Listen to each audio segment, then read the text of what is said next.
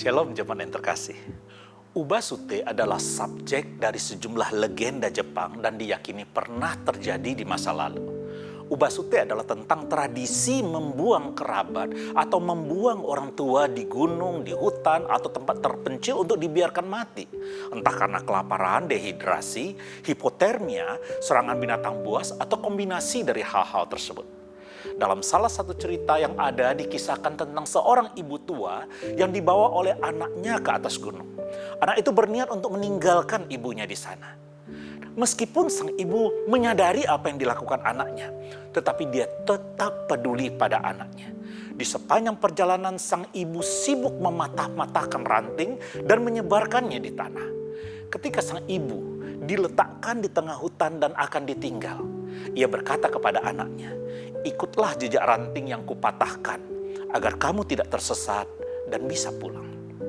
Kita mungkin bertanya, bagaimana mungkin sang ibu dapat terus peduli dan mengasihi anak yang demikian? Untuk apa dia memikirkan kebaikan bagi anak yang tidak berbakti seperti itu? Kasih sang ibu terlalu besar dan tidak berubah, sekalipun anaknya tidak mengasihi, tidak berbakti, dan tidak setia kepadanya. Kasih sang ibu sungguh membuat kita terperangah dan kagum. Pertanyaannya adalah, apakah kita juga terperangah dan kagum ketika merenungkan tentang Allah dan kasih setianya? Di dalam Yesaya 46, Tuhan menegaskan kepada umat Israel bahwa Dia adalah Tuhan yang hidup dan yang berdaulat. Dia adalah Tuhan yang tidak bisa dibandingkan dan disamakan dengan siapapun. Kepada siapakah kamu hendak menyamakan aku? Hendak membandingkan dan mengumpamakan aku? Dia adalah Allah yang setia di dalam perkataannya dan penuh kasih setia dalam segala perbuatannya. Dari dulu, sekarang, dan sampai selamanya, Allah peduli, tetap setia dan tidak berubah. Walaupun mereka berubah setia. Sekalipun ia murka dan menghukum umat Israel karena meninggalkannya, tetapi hanya sesaat ia murka. Dan ia tetap mau mencurahkan yang baik bagi umat kepunyaannya.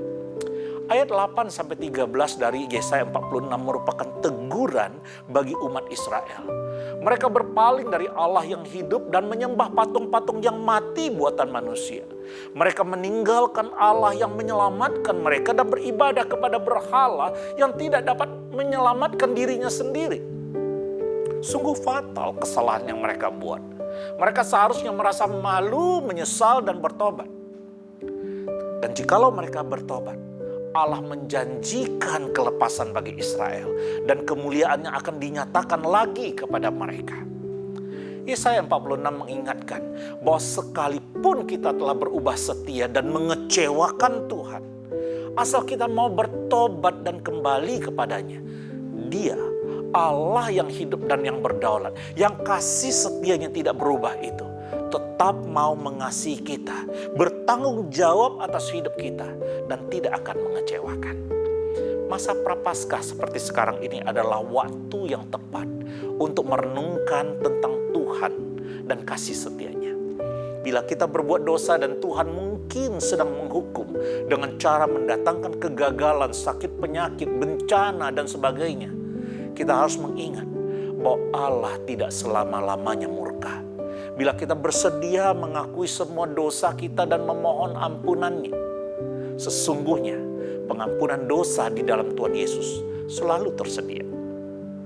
Di dalam mengarungi kehidupan di dunia ini, apa yang kita harapkan tidak selalu terjadi. Ada kalanya kita harus melewati saat-saat yang begitu sulit dan melelahkan, lembah kekelaman, lembah bayang-bayang maut. Tetapi percayalah bahwa kita tidak menghadapinya sendirian. Tuhan selalu ada bersama dengan kita dan untuk kita. Tuhan yang kasih dan setianya tidak pernah berubah berfirman, "Aku menggendong kamu. Aku telah melakukannya dan mau menanggung kamu terus. Aku mau memikul kamu dan menyelamatkan kamu." Ibu Bapak yang terkasih, adakah kita terperangah dan berdecak kagum oleh karena siapa Tuhan dan karena kasih setianya yang dicurahkan di dalam hidup kita? Tuhan memberkati kita sekalian. Amin.